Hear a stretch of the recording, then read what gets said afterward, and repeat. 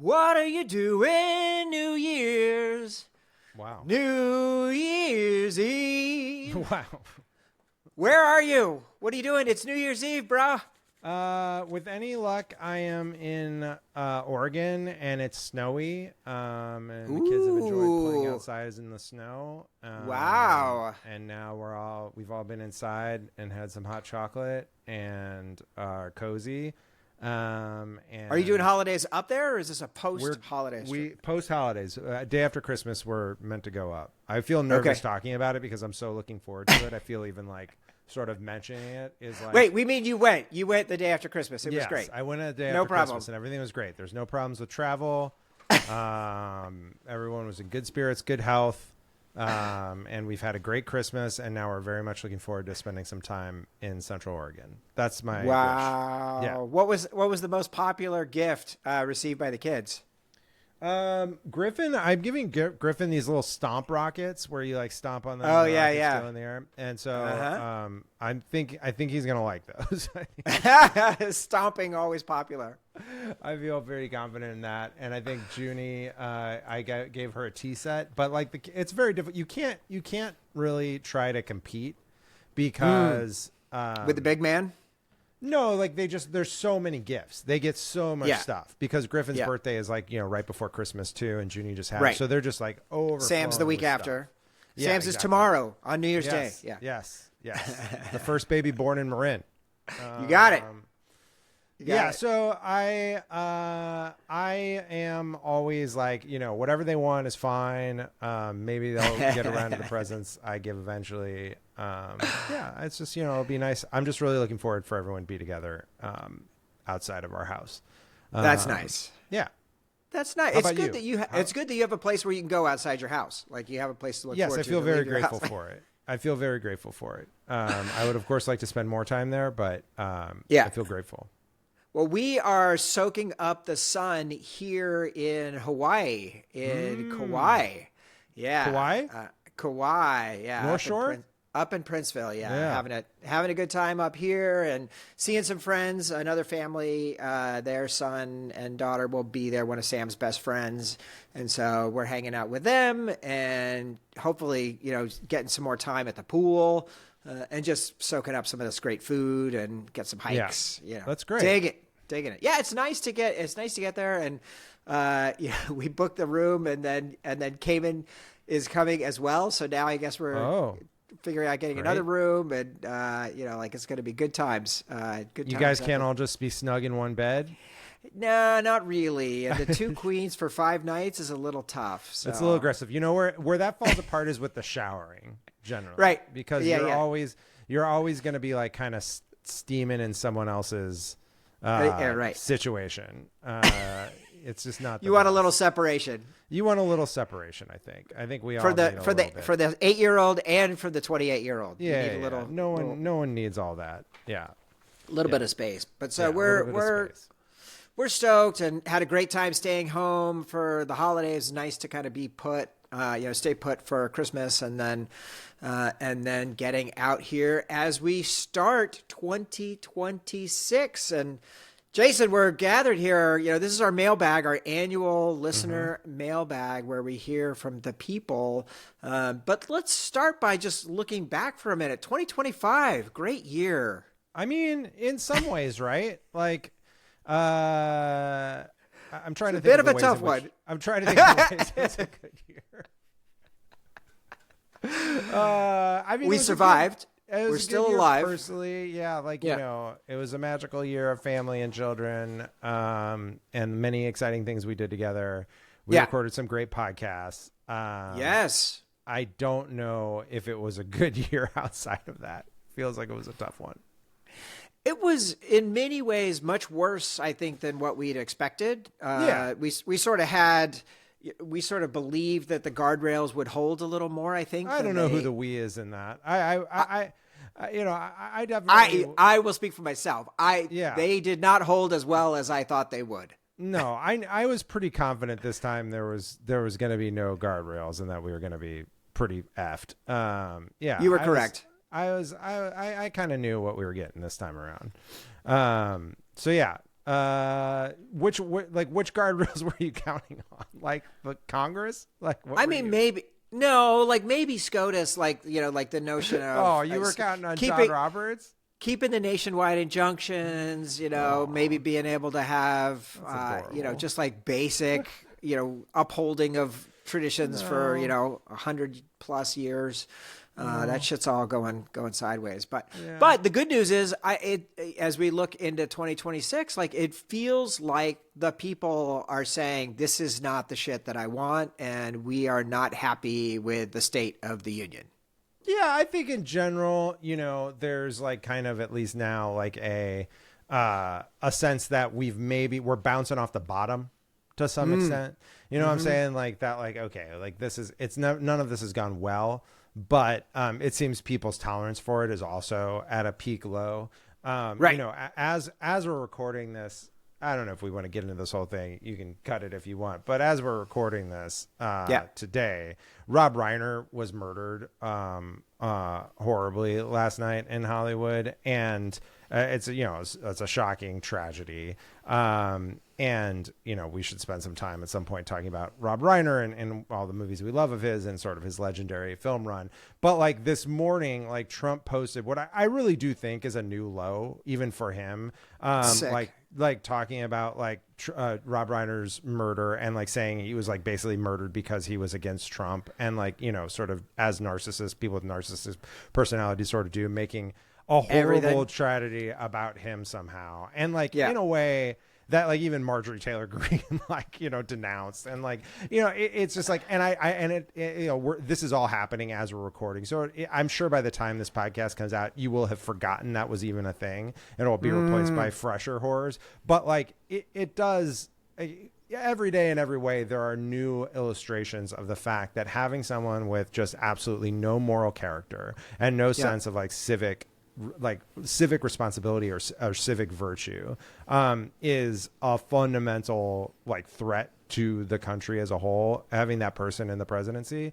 And it's bad. I mean, and I think people, even though they may agree with like sort of I wanted all the illegals out or whatever, are realizing that this is not actually going to make their lives better because this is the stuff that he actually cares about, is building ballrooms and being a creep.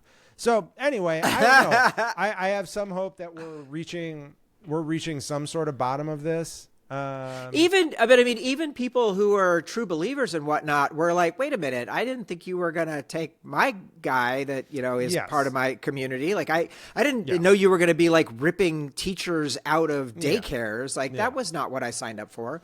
Yeah. So that's at least a hopeful sign that maybe people are looking at this. Certainly the Latino community appears to be not durably shifted to Trump, if the polling numbers are to be believed. So that is potentially a good thing. Yeah, no community is a monolith. We'll find out. We'll find it may be different in different places, but we'll see what happens. I don't know. I do have some belief that like we're maybe finding at least a local minimum of this particular version of the bullshit. I meant to ask you, so again, who's writing Project 2029 and how do we get involved, and how far do you think we should push? Like, do we go for Puerto Rico and DC statehood? Do we go for packing the courts? Like, do we go for nuking the filibuster? Because we could do all three of those day one if we wanted to. Wow. And I recently saw, assuming we win. Yeah, we got to win. Assuming we win the presidency and the Senate, which. Yeah, correct. Yeah. We'll see. Yeah. We'll see. Yeah. But if that held, then we would be in a position. So, like, what's your first blush response on how bold do the Democrats need to be in a scenario where we won back power? The first thing I'd say is that the thing that matters, I think the things that you could come up with that actually are, sort of popular, and that you could get elected on, a mandate that you could get elected on, are relatively easy to list, and that we don't need like, yes, we can do a Project 2029, but it like kind of coming up with, you don't need a grand unified theory of what should be in a progressive politics and which policies matter, it's actually relatively simple to figure out like what those policies are. That's not the hard part. The hard part is figuring out how do you communicate those policies and who's the right messenger for doing that, and how do you consistently engage people in a way that they understand that those issues are your issues and that you are with them. And then secondarily from that once you're actually in power, that you are governing in a way that actually delivers, because we're just going to keep seesawing back. Like, so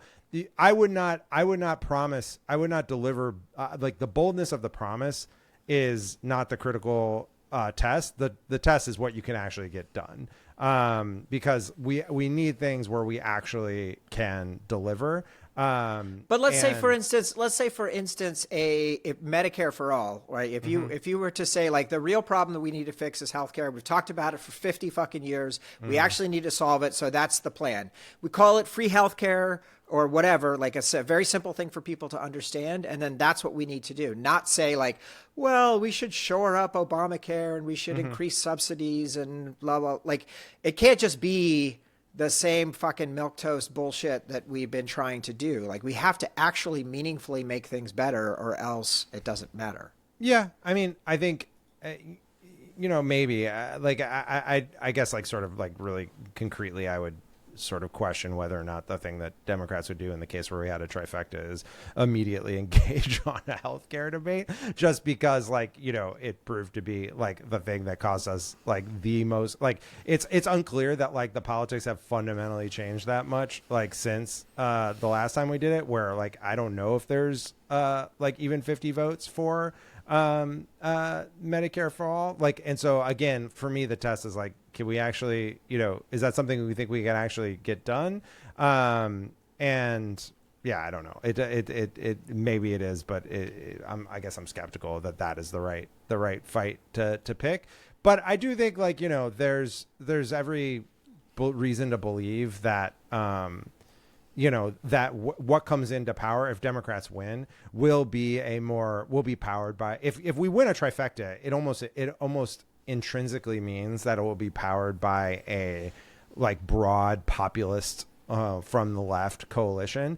And so it's like, yeah, like, we're going to have to figure out the things that we can deliver that will prove that like democratic governance can actually like implement solutions. And yeah, I think that's and then again, like, I think it's good. I just wonder about the raw power. Like, we've seen the other side engaging in raw power displays, and the question is whether we meet them on that. And for instance, if we rolled in without messaging it, if we rolled in and we were like, okay, well, now here's 4 more senators for us, plus here's, let's say, 9 more judges that we're going to put on, or 8 more judges that we're going to put on the Supreme Court to kind of fix things, which we can do legal, within the limits of the law, we can do. I think if you haven't messaged those, people would be like, whoa, that is very aggressive. Yeah, I think exactly, like the thing that I will say is like, there's no world in which you get to do statehood for Puerto Rico and DC, or expand the Supreme Court. There's no way in which you get to do those unless you have made that a centerpiece of your campaign, because you don't get to like show up and be like, okay, here are the things that we're doing these crazy things. Like it just won't work. So if corruption were one of the main messages, and the need to purge that corruption, and to take what would traditionally be considered very aggressive moves in order to stem that corruption because it is so corrosive. Yeah, that's potentially a message, right? That could be carried. Yeah, there's James Tellerico did one of those Jubilee debates, and he said he had a very Matt Santos, another Republican from Texas, or another Democrat from Texas, answer on like what he would do day one, and it was like ban dark money. Trading, no trading of stocks from electeds. It was very much like sort of I'm going to fix the broken like politics machinery stuff of the thing. And I think like, those are the sort of ideas that obviously resonate with Aaron Sorkin Democrats. I do think like the insider trading in particular is one that's like, really cost Democrats and, you know, and Republicans for not acting on. I think it's like one of those things that's like really does erode public trust. So I do believe there is some constituency for that. I just don't know if that constituency is as big as grocery prices are still too fucking high and I'm never going to be able to afford a house. And for so sure. It's like if you're not like figuring out how to lever up, you know, like you kind of contrast what Tellerico was saying with, you know, Mamdani. And Mamdani, I just saw this clip from him in the Oval Office visit, which was he got asked a question that was basically like, do you think that like, you know, President Trump isn't liked in New York anymore and that like New Yorkers would like, you know, want to see him arrested or some like really kind of spicy question from the press. And like Mamdani's answer was like, I think New Yorkers care about affordability. He was just like, he's like, my answer is that New Yorkers care about affordability and we need to do what's possible to make sure that people can afford groceries, can afford to take the bus. And it was just like, he is whatever else he is doing, he is relentlessly tying it back to, we've got to make it cheaper for people to live here. We got to make it cheaper for people to buy groceries here. We got to make it cheaper for people to take the bus. And like, you know, those are his things. And like if he is able to deliver on those three things, he will be successful. And so, you know, and he's not taking on like sort of the broader, he's not like coming in saying, I need to fundamentally rework the relationship between Albany and New York City such that the New York City mayor can achieve, you know, affordability on transit, which actually is one of the structural impediments to a lot of what he wants to do. So yeah, I don't know. It really does come down to like, you know, all right, like, you know, what is he going to do? Like how can you actually deliver quickly on the things that you said were important? Yeah. I think all that makes sense. And yes, I think the communication and the connection, the authenticity and the focus are by far the most important things. But yeah, that's just a great example. I think if we don't do something to fix gerrymandering, then we're screwed. And the Republic is screwed. So I think we need to take steps to solve some of these big problems. And there was a move to do that. Although I heard when Biden pushed, you know, when Pelosi pushed over to the Senate or Chuck voted or whatever was trying to vote for whatever was passed in the House on the John Lewis Act. Apparently it was like more of a messaging bill than an actual practical bill.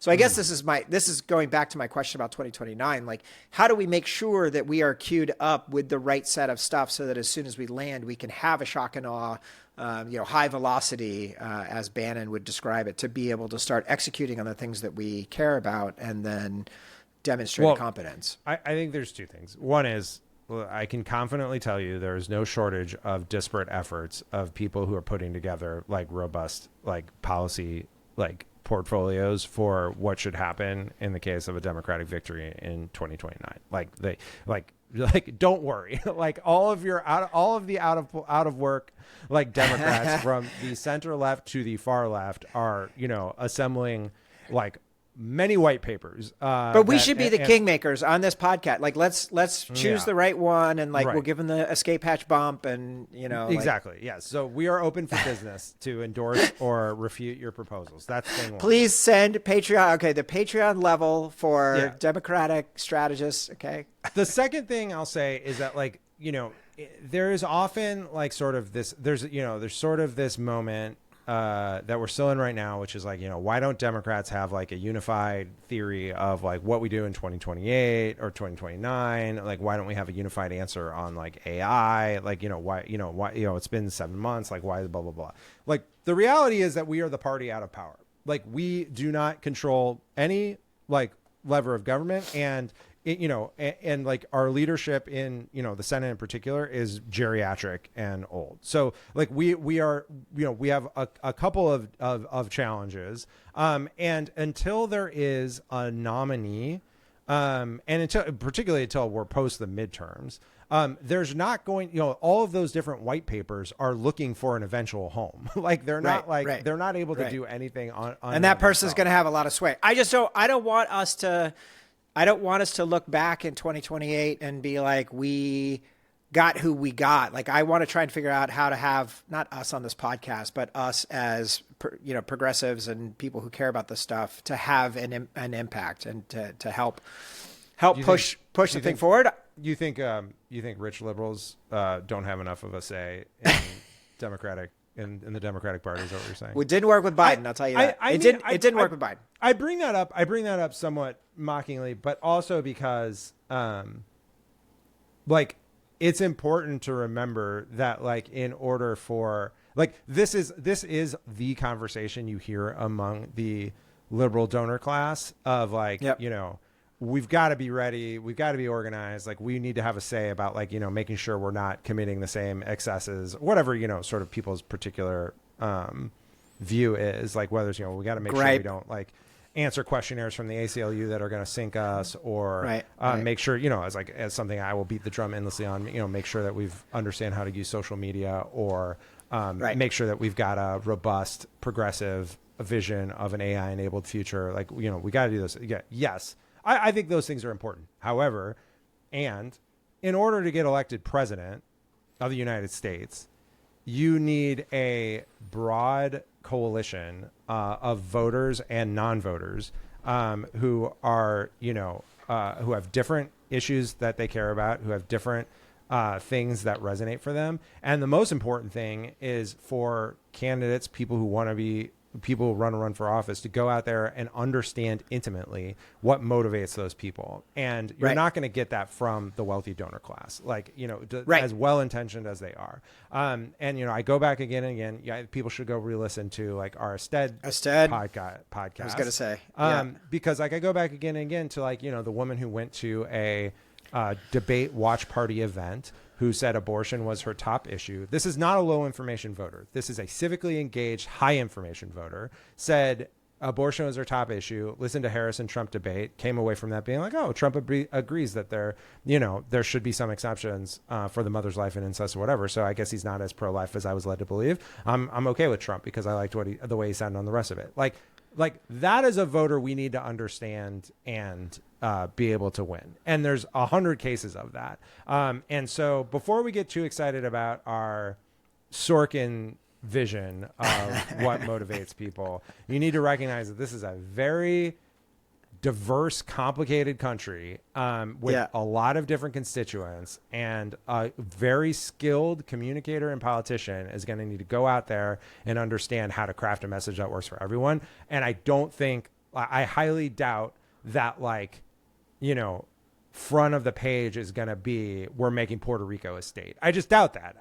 So I get it. And I'm not saying that's not what I'm saying is the first thing. I'm trying to figure out how to do all the things together. And you need to figure out how where we agree is that like, and I think this is a Favreau line. This is Favreau and Tim Miller did an interview with Jon Stewart on the Weekly podcast last week. It was like their year-end roundup. And Favreau said like something where I've changed my position, or, you know, I moderated my position over the years, is that it's no longer just about the boldness of your vision during the campaign. It's about what you can actually implement in governance. And I've always been a governance, not campaign person. Not always, but for, you know, my limited time in Democratic politics, I've been a governance and not campaign person. And so like that validates my priors, but it is like, okay, like what can we actually deliver? What is our path to actually deliver this? And is there, you know, enough of a mandate for us to do it? And like, you could persuade people. Like, it's not like you just have to accept where people are, but like, then you've got to go do the work of persuasion for, again, like this voter who like said she was pro-choice was her biggest issue, but she pulled the lever for Trump. So that's my challenge. That's my take. I will say I enjoyed Ezra and Gavin. I thought was a good discussion and substantive. And I thought Gavin came off really caring and engaged and interested and interesting and with a good command of the facts. Yeah. So I found that quite compelling. I heard Gavin also on, I think I heard more Sorkin? Tim Miller. No, it was Tim Miller and Gavin, did a podcast. I think it was Gavin's podcast. And like, particularly on like these media, he's talking again about what she's talked about before, like his son stayed home from school so he could hear him when he went on the Theo Von podcast or whatever. Really, like Gavin fundamentally has the right diagnosis of what went wrong and like, sort of he has a pretty robust theory of the case that like validates my priors as well. You know, whether or not like Gavin is the candidate that does all the other things I just mentioned, someone's going to need to do, like, you know, that's what the primary process is for. Like, that's, you know, where we're going to figure this out. Another thing that was funny, another thing, I'll shout out this Jon Stewart, Tim Miller, Jon Favreau pod. Jon Stewart asked a question like, what are the things that people say in green rooms behind the scenes before they go on TV that you think, because like, my theory is that that's always the most true stuff. And Favreau said, he's like, if he's in Favreau Miller said, he's like, well, the one that like always stands out for me is like this line that like, you know, Democrats, like, you know, we've got a deep bench. Like, you know, we got like, you know, like, yeah, there's no leader, but we've got a deep bench. And Favreau's like, I don't think there's a deep bench. We got a big bench. He's like, but I don't know if any of these guys actually could win anything. And like, you know, I do appreciate him like sort of putting voice to that, because like, I definitely feel that way as well, which is like nervous. Yeah. Like, you know, there's a lot of people who are going to run for president. Not really clear to me that any of those people could be president of the United States. So like, you know, like everyone, like, you know, like raise your hand if you're interested. We're going to get there eventually. But yeah, like, you know, no bad ideas in a brainstorm. Keep throwing your hands up. And so, yeah, I thought that was a pretty funny clip. That is funny. My gosh. All right. Well, that's some stuff to look forward to in the new year as we start charting that course and figuring that out. Yeah, we're gonna chart a course. Let's chart a course. Speaking of charting a course, even though we're back next week, I don't know what we're recording yet. So stay tuned. It'll be announced and we'll start recording whatever it is. I've got some emails out to people. We had a request for There Will Be Blood that was put out by you, and we're waiting to hear. I don't know if that's going to come through. So stay tuned, everybody, for next week. Great. But are you ready, Jason? Are you ready to get into our voicemails? I am ready to get into voicemails. I'm excited to get into our voicemails. All right. Well, let's do that, and we're going to start here. How many we got? Baby, this is Lizen. 1, 2, 3, 4, 5, 6, 7, 8, 9, 10. 10 voicemails, starting with Lizen. Absolutely not. What? Absolutely not. What part of fucking focus do not disturb does my computer not understand? Reed, I love you. You're my older brother. You taught me everything. Wow, Reed. Cannot talk on the phone right now. Beat it, Get fucked, Reed. Jesus Christ. Get fucked. Merry Christmas. Happy New Year. All right. Here is Lizen. Hi, friends. This is Lizen. Love you guys and gals. Escape Hatch is the best. And this has been such a great year being part of this community. I'm especially grateful for the support when I was in the hospital earlier this year. So thank you. So thinking about all the films that we've covered, please pick one woman character who was totally underbaked, you know, just not enough screen time. She was sidelined or basically a sexy lamp. And if she got a prestige remake told entirely from her point of view, who would you choose and why? Now, of course, obviously, my answer is always Trinity from The Matrix, but I'll add that after Tron Legacy, a wonderful Escape Hatch episode, of course, and after witnessing what happened in Tron Ares, I really want a prestige story exploring Korra. So XOXO, Lizen. That's a great question. Yes. That's a great question. That is a great question. Let me help you out. Okay. 1 second. I'm just dropping that in there. Take a look at that. Take a look at what? I just sent you a picture. Some on what? Oh, on your text. Okay. Yeah. Oh, okay, great. Oh, these are the movies from this year. Okay. These are the movies from this year. So great. I am obviously going there. For me, there really is only one answer to this. We want on Amazon Prime, since they own MGM and the Bond franchise. It is the Xenia Onatopp Xenia Onatopp Chronicles. backstory? Yes, hell yeah. You could do seasons. That's pretty good. Yeah, like understanding her. It was sort of like a Black Widow story, right? Like understanding her from the beginning, how she was trained. And definitely she would be performed by Adria Aronia from Andor. Oh, okay. Good pull. That's a good one. Not bad. I'm reviewing the rest of the list. Look at the list. I was also going to say from Panic Room, right? You could get some more of that Demi Moore. Her character would be interesting. It's not on the list, but Gates McFadden is the one woman in Hunt for Red October. Patriot Games. Yeah. Yeah.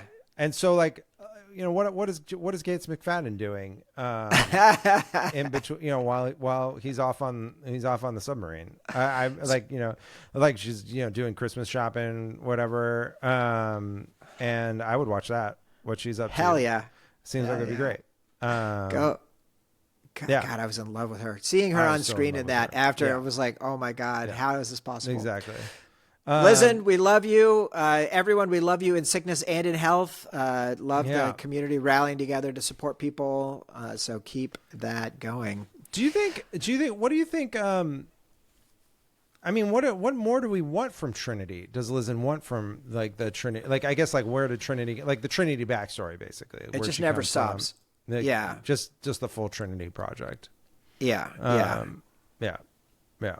That's pretty good. I would also do, sort of the, what happens to Jennifer Connelly, in Labyrinth 2, what's sort of, how does she deal with this sexual awakening she's had with David Bowie? I will say, how does any man ever measure up now that she's had Jared Bowie? I would say the other thing that I struggle with, so I'm on the Akala Beth for the Silmarillion. We finished the Silmarillion portion of the Silmarillion, which ends with Morgoth being defeated and cast to the outer void, and shut from the world. And then it goes to the Akala Beth, which is the story of Numenor being raised and Elrond's brother, going there and starting the race of Numenor. But through all of this point, Galadriel has been very little mentioned. She is at the end of... Galadriel's a good one. That's a good one. At the end of the Silmarillion, she is the last remaining elf that was at the kinslaying at Aqualande that Feanor and his people committed. Yep. So she's still around and she's married to Celeborn, but I wish I had gotten through the core of the Silmarillion more, and so I'm waiting to see if there's anything relative to the Sauron stuff that will be mentioned there. So I'll report back, but I would much more on Galadriel. What about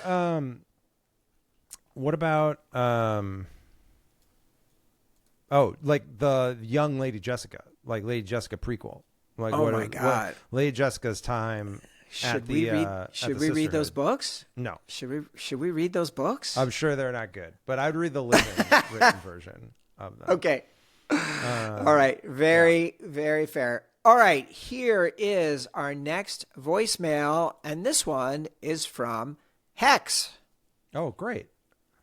They called in. Great. Hey, H and Jason. This is Hex. Just calling in to let you know that I appreciate all of the work that you guys do mostly every week. Yeah. Sometimes more than once a week. But this has been an important part of surviving the world as it has become. And much hope has been provided. And I appreciate it and look forward to what you will put out in the future. Still sounds awful, but it will pass. It will work. Thanks again, guys. Bye. Hex. I love that. That's a beautiful sentiment and very validating, especially because I do very little work, and Matt does a lot of work, and sometimes I don't show up. But if Matt doesn't show up, the podcast doesn't happen. Yeah, we are recording 3 times this week and twice today. So, I'm doing a lot. But not as much as Matt. raising a cigar and scotch or bourbon or whiskey, whatever you're drinking, Hex. We're there with you in spirit. Yeah. Did you see Hex on your last Texas trip? No. We did. We did. Great. Yeah. We saw Hex and Corey and Lizen and Mrs. Corey. Like we had the whole we had a whole gang really gathering. Yeah, it was amazing. Yeah. That's great. Really good times. Blessed. Good times. All right, here is our next voicemail. Hello, Bogpod. Hey, Bogpod. Hello, Bogpod. Hey, Bogpod. Hello, Bogpod. Hey, Bogpod. Bogpod. Bogpod. G'day, guys. It's a mailbag episode. I love mailbag episodes so much. They're so much fun. It's just a reminder of how wonderful this online community that's been fostered is. It's like a big Jackson Pollock painting of interpretive art. It's just very life-affirming. Really, really, really wonderful. You may recall that last year I rang in for the mailbag episode and got a bit psyched out because there was no movie to jump off of as a reference point for like a question, which I like to have a question because it feels productive. And this, the same thing has happened this year, kind of. I've just realized I've started recording and I haven't got a question. But yeah, I will think about it. Problem is, it's kind of just like a bit annoying, honestly, at this point. Like, it was novel last year, but now it's just fucking, what's up with this guy, you know? You could probably just turn the voicemail off now, honestly. I'm serious. I'm thinking, but like, it's probably just better if you just turn it off. That's good. Because I'm probably just wasting your... I can't think of anything. I'm just wasting your time. Okay, I guess just turn it off. Oh, wait. All right, let me turn it off. Wait, no. If you started a production company, what would you call it? What would the logo look like? And then what specific niche in the market would you corner? Like, what kind of movie would you specialize in? Are there any gaps you perceive in, like, what kind of movies being produced? What would be your goal in starting a production company for films? Okay. I'm glad we got there. Lots of love. Bye-bye. I started a production company. Oh, we have H Industries, right. And so there's multiple divisions within H Industries. We've Right. got publishing, we've got music, Right. we've got the film studio. So what's the production calendar look like for H Industries for 2026? Can you give us any previews? So far it's mostly just the podcasts that are on the books at this point, keeping our options open. Keeping our options open. Could reacting to market conditions. So. Yeah, you got to be nimble. You don't want to overcommit. Are you trying to get one of those deals with OpenAI where you invest $1 billion? That's a good idea. And get us onto Sora. Yeah, get us onto Sora. Just as long as you know that you have a binding first look deal with H Industries for anything that you do. So like if Obama calls you, like we'll roll it through here if you don't mind. Let me tell you something that's definitely high on his list is as someone who has sort of unfettered access to every creative in the world and Hollywood in general and his own production company. He's looking to me to partner. He's looking to me to partner. He's like, what kind of film ideas does Goldman have that we might He's like, Jason also wanted to give Prince a Medal of Freedom award. So I should probably exactly good pull. Yeah, simpatico. Ethan. Oh yeah, go ahead. Do I get to answer, or are you just going for it? Oh no, go for it. First of all, I appreciate Ethan's comments about the community. We have a ton of Australians. I want to extend our love to the Australians among us who had a horrible weekend. Again, this is being recorded several weeks ago. It was the weekend that there was the shooting at Bondi Beach in Sydney. And I know that just must be tremendously traumatizing, both for, the Jews in Australia, but I would assume Australians as a whole who don't have these kind of mass killings as frequently as we do. And I'm sure it's going to be a period of reflection and how do we prevent this from happening, both the violence and the anti-Semitism. And also the notion, there's someone firing a long gun and you have a guy Yeah. who is going to run Yeah. at that person and take Yeah. the gun from the against all possible instincts that you could Yeah. have for self-preservation. You know, a Muslim guy preventing further atrocities happening against you know, innocent Jews. It was just a really incredible moment for humanity. It is nice for there to be heroes sometimes. And that guy definitely is one. So yeah. Amazing. But my production company would be called Trien, Trien. And that's because my first, middle, and last name all end with N. And I already have a logo that I designed when I was 7, and I figured this out for the first time.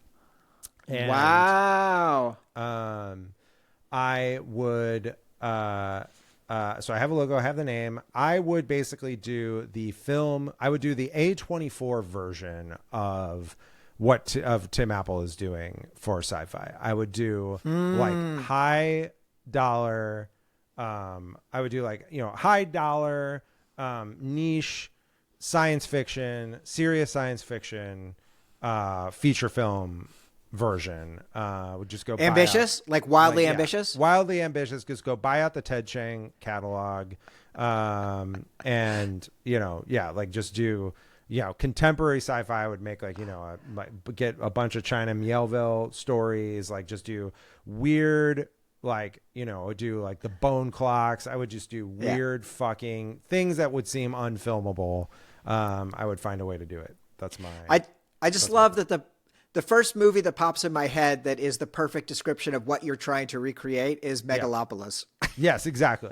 I would also have to sell my watches in order to do the flops. That's right. That's right. Ethan, thank you so much. Thank you much, Ethan. We love you. No sounder for this one because this is coming from a listener that has, I think, sent us in one voicemail or one letter a long time ago. But this is a friend from the real world. This is Dustin, who every year we have DomeCon, where we have a weekend of role playing and card games and board games, 16 hours a day. Is what you call it? DomeCon. Yeah, we used to go up to. We used to go up to a dome, like a geodesic dome in Philo, California, up in Anderson Valley. And so that like slept 12 or whatever. So we went there for many years, and then we went to like Tahoe, and we went to Sonoma, and now we go to Marin. We find a house in Marin that we go to. So anyways, Dustin is where we all go eventually. Yes. And Dustin is an incredible gamer and a cool guy. So here is Dustin's voicemail. Great. Hi, H and Jason. Dustin here with a question. What areas of knowledge, if you ran across a question in the real world, would you pick up the phone and call the other guy about to get an answer? I mean, songbook, you know, curation, obviously. If I ever found myself for needing to, reasons, it was like, oh, I need a songbook immediately. I would. Do we have a fire pit at Bend? Yeah, there's a fire pit. Yeah. Okay. And there's seating that There's I can seating, sit. I can put my There's guitar outdoor heating. stand. Yeah. Okay. All right. Yeah. Noted. Yeah. Noted. No, it's a thing. I guess. So that's my answer. Incidentally, Anything else? I've known many Dustins over the Yes. years, and they've all been good uns. And so I don't know this DomeCon Dustin, but Good dude. Good dude. I I would call you for like social schedule, like things that would be fun to do for when I'm available, when I've got extra free time. We're going to see a movie this week, allegedly. We are. I haven't found any other takers, so I have to decide whether I'm going to. There's not a lot of takers for Fire and Ash. I Ash wish and we Fire? could get. I wish we had Kev and Mackenzie out because we may be on great. ADP talking about this film. Man, it would so be great if they were here. Stay tuned. Thank you so much, Dustin, for sending that. Here is our next voicemail. This is your brother, Animal Mother. Full disclosure, I think Animal Mother sent me 5 versions of this before locking the final version. Well, that's not. yesterday. I mean, if you're gonna like throw him under the bus, you should. No, this is exciting. I am very excited to see what happens. So get ready. Okay. The ancient Romans called him Orca or Canis, Latin for bringer of death. He is without challenge the most powerful animal on the globe, the killer whale. And like human beings, they have a profound instinct for vengeance. Fuck yeah. Let's go. Hello, animal friends and animal lovers. We live in a society. That is, we're wired to crave bonds of family and friendship. As we dig around this theater of absurdities like tadpoles with credit cards, we occasionally stumble into a worn spot. These spots made out of friends chasing the simple pleasures of life, such as space sex nuns, tiny English hillbillies, musical experiments, trivia contests, Lison's delightful commentary, and the androgynous beauty of Lady Catherine Matilda Swinton. I'm lucky to have found this spot and community and to be welcomed by it. Channeling the works of James Cameron, I feel like Johnny Avatar when he joined the Thundercats. To me, you all are one big shiny chunk of plinth. Now, let's talk about the future. What measures are we taking against the impending land invasion by those disgusting killer whales? Thank you all. See you in the fight for the future. Change your filthy animals. By the way, I showed Sam Home Alone 2 nights ago, so it was great to see the original "Keep the Change, You Filthy Animal." That was nice. I love Animal Mother. I'm glad he went through the effort there. Yes, incredible. I think we're going to get along fine with the orca if we have correctly, honed our populist messaging. The orcas are definitely part of the leftist populist movement that's coming for the country. And I'll tell you one thing: the orcas aren't down with these data center build-outs. They do not believe that the capex investment is coming back. So I'm concerned about that. They don't like the water consumption. Shout out to whales generally, because we were in line at the Dumbo ride at Disneyland, and there's the Pinocchio whale there nearby, and Junie was like, "Daddy, why does that whale have teeth and not a baleen?" Which, like, first of all, whoa, you're moving up the trust fund list if you ask questions like that of me. And I posted it to the Discord, and some other pedant wrote back, was like, "Well, that's because it's a sperm whale and they have teeth, as do orcas." Okay. So I shout out to whales, whether baleened or toothed. We love them all. Impressive. And shout out to Junie. Shout out to Junie for knowing about baleens. Yeah, it was great. Really, really, really good. Really great. Amazing. Thank you so much, Animal Mother. Worth it as always. Here is our next voicemail, and this is from beloved guest. We don't get him often enough. We need to get him back on the pod. Dear friend, Mikey P. Oh, I love Mikey P. So fit. Yes. So strong. So fit. Just wanted to help. Escape Hatch, it's Mikey P. Just a quick note to say, what a great year it's been. A lot of great episodes, a lot of great guests. And you had a meetup this year. I hope to get there in 1 year. That's amazing. Yeah. You guys did a lot, and I hope you stick with it. I know it's a lot of work, a lot of scheduling, but look at the impact you've had on this community, and we really appreciate it. Thank you. Yeah. Thank you. Oh, You're welcome. Man. You're welcome. That's good to hear from Mikey P. I thought maybe maybe Mikey P was also prevented from talking to us for reasons. I'm glad that's not the case. No, Mikey P had a big year. He moved this year. He did? Partway across the country. So he's still on the East Coast, but he has been consuming a lot of change in his life. So that's great. Is he happy where he is? We're proud. How's he Yeah, living? I think so. He's getting unpacked and getting everything squared away. Man, but I feel like, there's it's definitely just something we can watch with Mikey P. It can happen. Really Let's do anything, frankly. I would watch anything with Mikey P. Whatever he wants. Let's do it. All right. Next up is our dear friend who has really contributed so much to this podcast, usually in the form of helping us discern the difference between truth and fiction. But this week he has something special. This is a different one. So check this out. Buckle up. Hey, Alberia here. No truth sayer today, but I thought I'd give a little wrap up for the year in pod data. It's a labor of pedantic love for me, keeping track of all this stuff. So here we go. The 2025 Escape Hatch Pod Data Central Wrap Up Spectacular, or something. In 2025, the pod released 56 episodes total. Jesus of those. Christ. 6 were best of Escape Hatch episodes, and then 10 bonus episodes, including mostly those Andor episodes earlier in the year. Plus big-time guests with first-time appearances. Isaac Chotner last week. Man, Jamel Bowie, Sarah McBride, Dan McClellan for Superman. Jason Concepcion's first appearance for episode 250. That was incredible, man. Plus, Discord regulars got to guest Silly, Corey, Kev, and yours truly. Which guests had multiple appearances, though, in 2025? Jonesy Loves Beer with 2. Ben Rhodes with 2. Meredith Borders with 3. Rosie Knight with 3. But the crown goes to Peter Kafka. 4 episodes, French Connection, 3 Musketeers, that bonus, one battle after another episode, and Margin Call.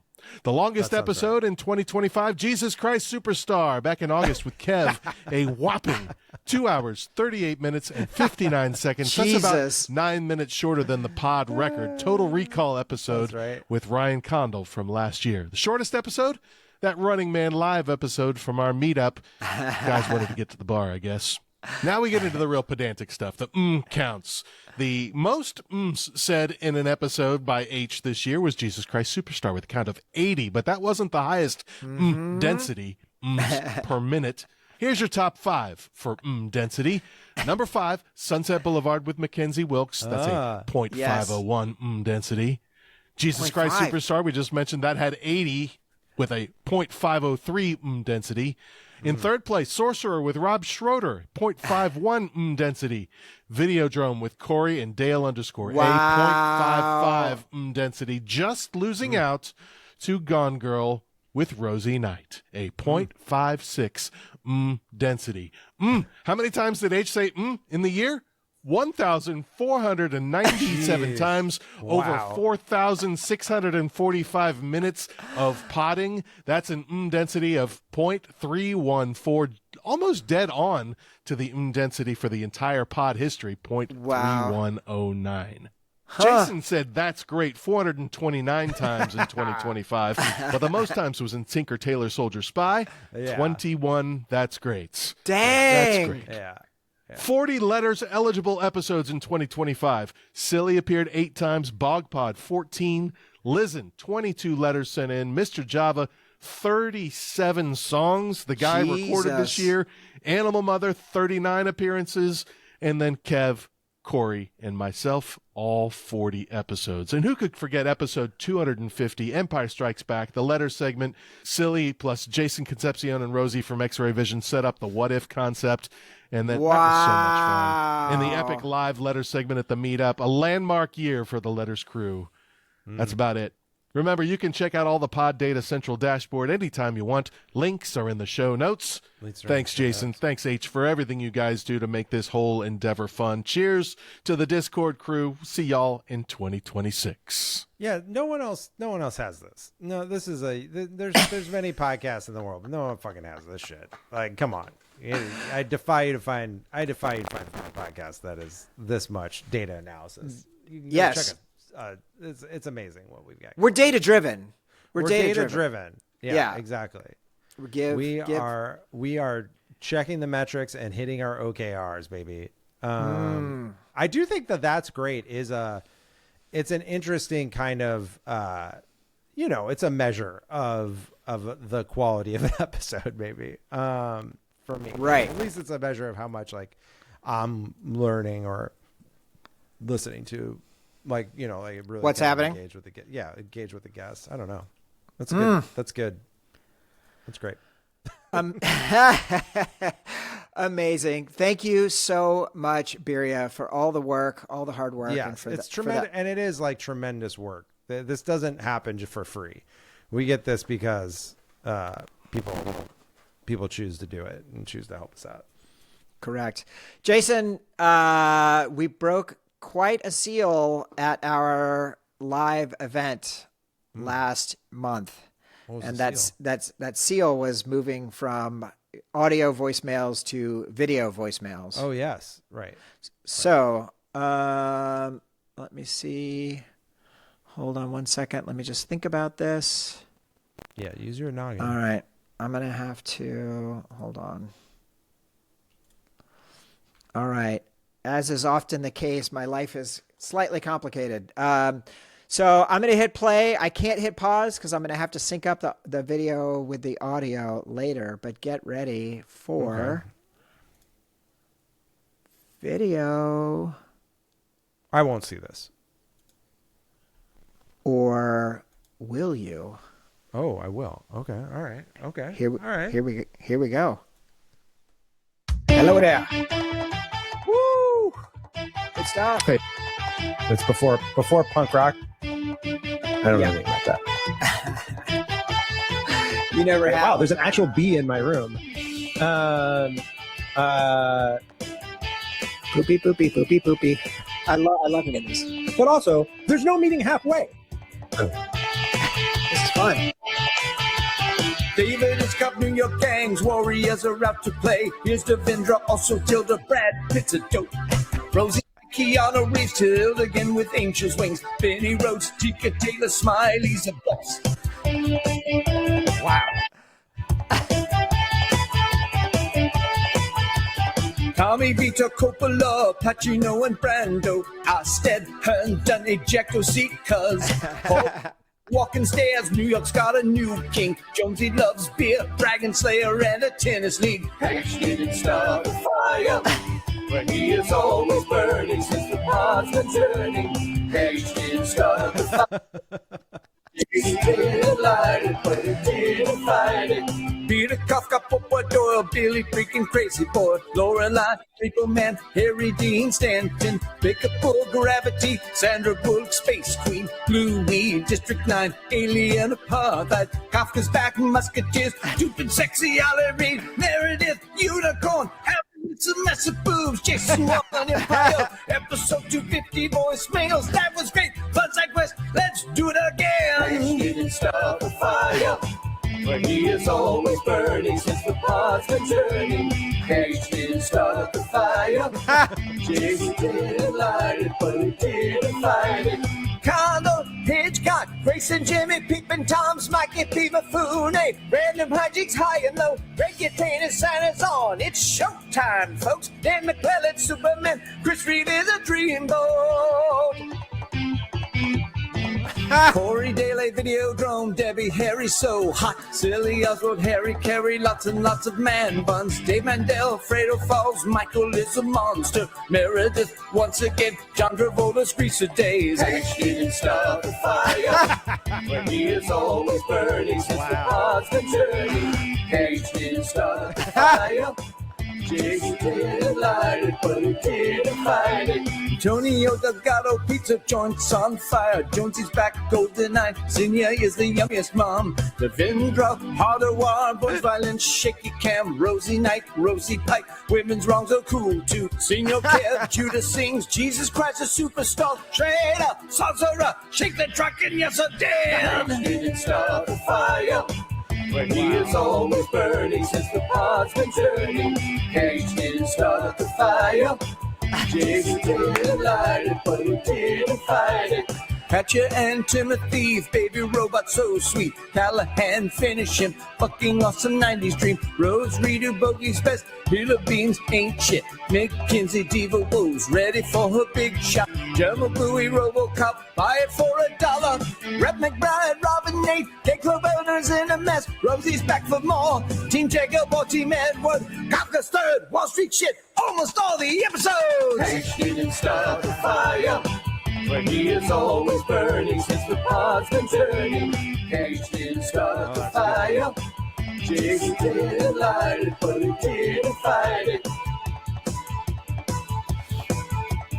H didn't start the fire. Ha!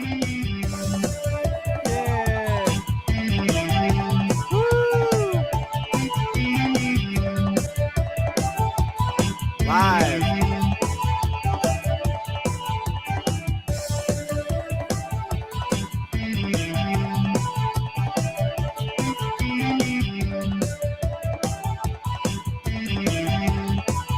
Wow.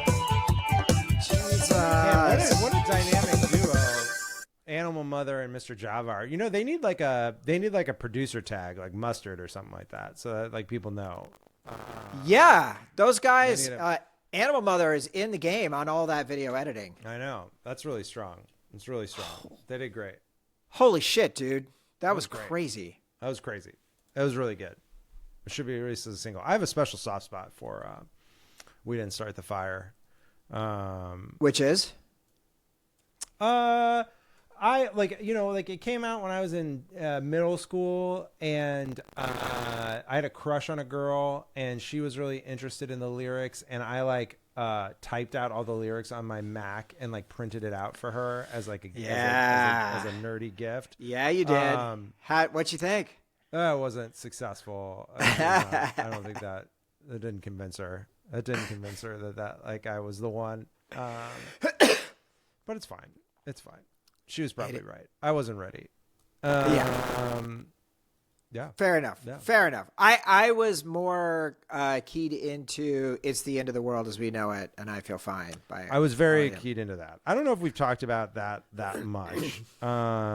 But there's, you know, I did debate in high school, and so did Michael Stipe. And there is a widely held, probably apocryphal belief among high school debaters that the Tournament of Lies lyric in Into the World is a reference to high school debate, and that in particular because policy debate in high school is a form of debate where you do speed and spread. You talk as fast as you can to get as much information out. That the cadence of We Didn't Start the Fire is also an allusion to policy high school debate. So interesting. Yeah. Interesting. I was so into that song that I was responsible for coming up with songs for us to do at Young Life meetings where we would, I would play. That's where I learned how to do songbook, was playing acoustic guitar in front of my fellow high school students who were there to sing songs and do skits and then learn about our Lord and Savior, Jesus Christ. Right. And so we had like the grease pencil projector with the lyrics that we would put on. So I would do like U2 with or without you or whatever. And I literally wrote out all of the lyrics for It's the End of the World as We Know It, and I Feel Fine. Yeah. I think we only did it once. Just the one time. That's fun. Amazing, you guys. Thank you so much for that. We have two more. Here is the first one. Escape Hatch. It's Kev here in what they tell me is some kind of soundproof phone closet in my office. I doubt that it's soundproof. But nevertheless, we persist. Hey, listen, no question this week because it's the mailbag. But I wanted to give the lesson I learned this year the hard way. I like this. And it's a lesson I've actually imparted on Escape Hatch in the recent past. Kids, about a year ago, after the presidential election, I said that hope was a radical act. And then the second I said that, I regretted it. Because I knew that the universe would test me. And this year, kids, this year, I'm being tested in ways I never thought possible. But still, I hope. Still, I know that everything will be okay. It takes some gumption, it takes some courage, it takes some strength. But I will live on, and we all will live on. Also, you know what? I do have a Kev's question. Can I use you guys as a reference on like job applications and stuff? Oh yeah, for sure. I'm gonna need as much help as I can get, and I'm at an extreme juncture point in my life and in my career. So let me know. Also, if any listeners are hiring, I know the questions questions are kind of silly, but I promise I have skills and potential. Peace and love all, and I will see you in 2026. Once again, it's Kev's questions. Wow. I really wish Kev a better 2026, as I wish us all that. Kev's a great guy and deserves a turn of good luck. I will happily be a reference for Kev. I'm a good job reference person. People call me all the time. So yeah, just give him my number, put me down, or have him leave a voicemail here on the pod. We'll do it live. And really grateful for him. Really grateful for Kev. I was so lucky to see Kev when I was in New York last time, and we were able to get a drink. And he's got a lot on his plate. And for me, it was amazing. I was listening to our Die Hard episode we're recording our best of later this afternoon, and it was from December of 2021, and Kev was already doing questions. Like it's been this for 4 years. He's been doing questions every episode. Yeah. And so like that kind of creativity and spirit and commitment and, just it's constantly impressive to me. And so yeah, I am so thankful for you, Kev. And, everyone should know that we are not alone. The suffering that we all experience on a day-to-day basis is something that we all have in common. So don't forget that we are not alone. Was there a question in addition to those, to all that? Was there a specific question that we missed? Should I not have asked? Ha! You didn't ask. So Okay. Thank you, Kev. We love you. All right, here is our final voicemail.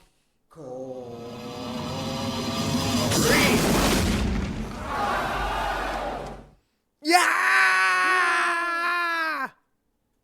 Escape Ash. Hey, this is Corey calling from Austin, Texas.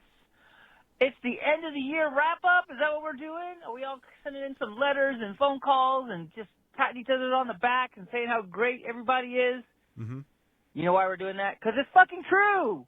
We're great. I love this fucking family. I love this pod. I love the hosts.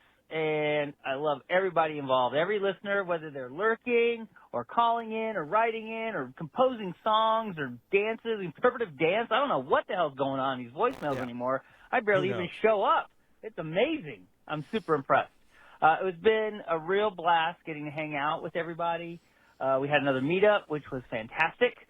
I got to meet Animal Mother in person, and I got to hang with Silly. I got to meet Mr. Java in person finally. Super good times. We all had a blast. And then right after that, around Thanksgiving, H was in town. Always good to see my buddy H. And Lizen showed up, and Hex didn't get to make the big meetup, but I got to see Hex over here. And then to meet Lizen in person, and can confirm a flesh and blood Not person. a robot. Possibly. I don't know. I don't know. Maybe she's some kind of synthetic android kind of thing. Weird. No, I think she's a human being. And she's awesome. And she's just as charming in person as she is on the calls. Anyway, thank you so much. I love everyone. I love all you guys. And I do appreciate everything you do and all the distractions that you create to save us from this maddening world that maybe it's going to be okay. It's going to be Let's okay. say it is. Everything's going to be okay. All right, I love you guys. Another successful year. Here's to 1 million more if we make it that long. All right, peace. Let's do it in 2026. Fuck yeah. Peace. I think it's going to be okay. We're going to make it. There'll be some more bad things that happen first. But we're going to be okay because we will make it better. Let's not lose sight, Jason. Before this episode for Mailbag 2026 comes out, we will have gathered together for Dune Part 3. Yes. And we will have seen Avatar Fire and Ash also. Even closer. That's small. That's small by comparison. Jason, we will have watched the third Dune movie since we started this podcast. That's great. That's pretty remarkable. It will be the last episode we ever record. Oh, God. One other thing to plug for next year, Jason. I'll plug it since you were about to. The countdown to 300. 100. How far away are we? Let's see. This mailbag episode is 289. 11 left. We're pretty close. To get to 300. That's pretty close. All right. Lock in, motherfuckers. We did it. All right. We did it. All right.